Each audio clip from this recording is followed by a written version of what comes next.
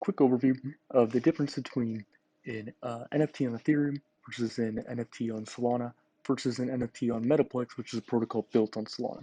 Because it can get a little confusing if you're first trying to understand what exactly these differences are. So that's why I'm making this. So first, about 4 years ago, there was a discussion to start talking about, okay, how can we actually standardize these non-fungible tokens on Ethereum?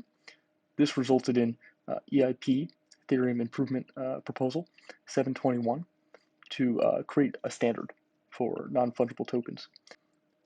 And so this is actually what it is a smart contract uh, built on Ethereum, and it has these standard functions that are generally abstract away all the things you would want to do with an NFT, and then it has the typical metadata that we're all that you're sort of familiar with, which is a name, a symbol, and a URL.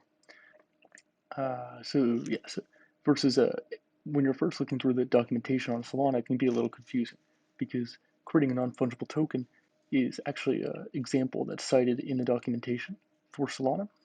But once you do so, you actually first it tells you to create a token with no decimals.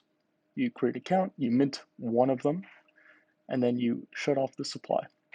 And it's kind of confusing at first because you're reading this and you're thinking, okay, how do I actually add the name, symbol, and the token URL, um, like I did and like I would do in Ethereum?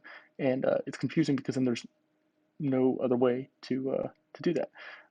So actually, there isn't built into Solana. So I mean, it's not really built into Ethereum either. It's a smart contract on top of it, and that's also what Metaplex is. So Metaplex is sort of de facto become the standard for it, which is basically the same thing: a name, symbol, and a URL um, to to create an NFT on Solana. Um, and they have a Python wrapper, which hasn't been updated in 16 days. I actually found this pretty difficult to use. Um, it took me quite a while to get it to actually working.